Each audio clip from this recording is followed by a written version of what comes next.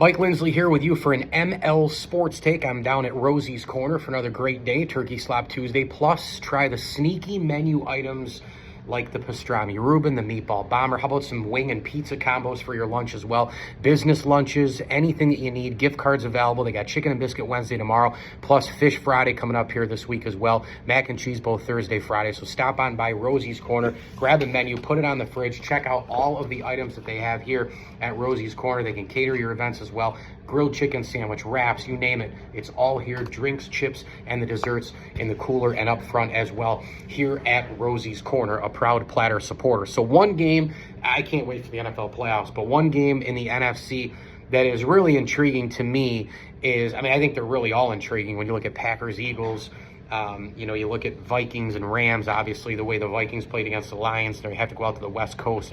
You win all those games and your reward is to have to go on the road, but that's how the cookie crumbles. They're all pretty intriguing in their own way. I think the NFL playoffs has just about everything that you want, unless you're a team or a fan of a team that isn't in it, right? It's like, well, my team's on it, so bah. But you know what? I went through that for 17 years as a Bills fan, where I still love the NFL playoffs, even though the Bills were stinking up the joint. You're getting used to, really who you're going to take in the NFL draft by like the 6th or 7th week of the season. Couple years there, you saw the in the hunt graphic, but you get the point. If you're a football fan total package, you see the playoffs and you kind of realize that it does have pretty much everything that you want. It's got the big brands. It's got 5 of the 12 teams that have never won a Super Bowl yet are in this thing, right?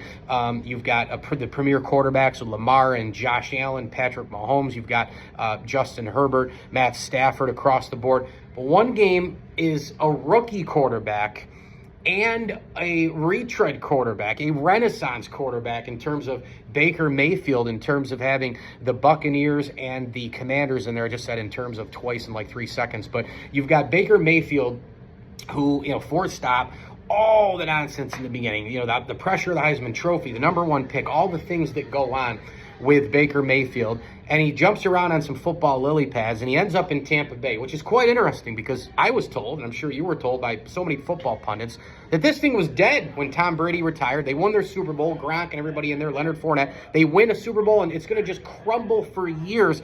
Give credit to the Buccaneers and their ownership and their front office for going out and finding these pieces. Baker Mayfield has found a home. Todd Bowles and company. He had Dave Canales there last year, and the beat has gone on with the current coaching staff. And Tampa Bay just keeps winning, and they keep rolling, and they keep winning divisions.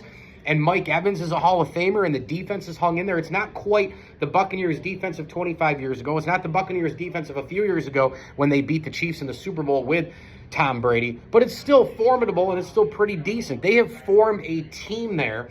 It's a destination. Why wouldn't you want to go there, right? It's tax-free, great weather. You're an NFL player. And now people are looking at Baker Mayfield as a leader. They're looking at some other players like Mike Evans as a leader in the post-Tom Brady era. So this has been an interesting, thing to watch across the board. And I think, too, another really important thing to watch for the Tampa Bay Buccaneers is in this game, will the experience factor matter so much that Jaden Daniels he's got to go out and get his feet wet, and it's just one of those games, right? Rookie quarterbacks on the big stage, first time, you just don't know how they're going to react. That's my number 1 storyline in this game, right? Number 2 is, of course, the home field advantage, where about 62 or 3% of teams win. This is why you get home field. It's to host postseason games, right? This is why you get it, so that you have it in your backyard, your advantage, in your own beds all week. You don't have to travel.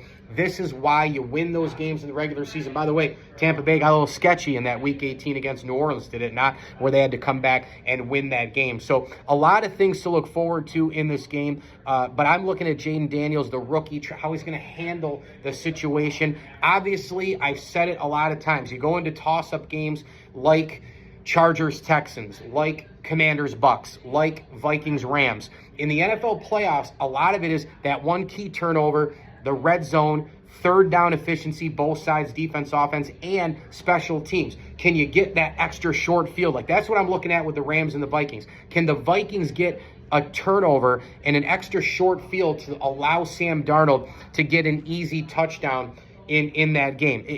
Can the Pittsburgh Steelers, is playoff Lamar going to show up maybe a little early against the Steelers, the rival? Can they get a pick or two, work the short field, and get points make it easier there, and then go into rock fight mode in the fourth quarter. Those are some of the things that I look for when it's a toss-up game in the postseason. I look for it overall anyway, but really, really look for it in games where the teams are tight, the seeds are tight, it's kind of a toss-up situation. That's what we have here with Commanders and Bucks. But the one thing you can't figure out is the rookie on the stage. How will Jaden Daniels do in his first rodeo? Dan Quinn's been around the block many times in the playoffs. Many people have been around the block, both players, coaches on both sides of the ball. Yeah, Dan Quinn, also the head coach of the Falcons, blew a 28-3 lead in the Super Bowl to the Patriots. I still think the Falcons are hurting from that. I still think they're a cursed franchise from that, by the way. But you look at this, and how will he approach that in that week, preparing Jaden Daniels for the postseason? It's a different ballgame. The playoffs are a different ballgame. You get ramped up. The pressure's up there. You win. You move on, you lose, your season's over. Jaden Daniels, to me, is where it starts and ends. I think Washington's defense is good enough to keep him in it. I think both teams' offensive lines can do some work blocking for the pass and the run. Mike Evans is going to get his, but Jaden Daniels, to me, if he goes out and has a brutal rookie performance, turns it over a bunch of short fields for Baker and company, I think it could be a blowout. But if he hangs in there and he deals with the pressure in the beginning, Washington has a real deal chance at this thing. But I have been impressed by the Buccaneers and the Pirate Ship and Baker Mayfield and everything that's gone on, Mike Evans, post Tom Brady and all the rest. I have been impressed with this unit, because they've just kind of kept it humming. And, I know they've had a bunch of injuries and all the rest, but when you look at the overall package, you look at the players on defense, the culture, Todd Bowles, how he's kept it together, Baker leading the way, the O-line destination. Mike Evans is going to be a Hall of Fame receiver someday. Kudos to the Buccaneers, man. I'm not saying, they're going 12-5, they're one of the best teams in football every year. I'm not saying that.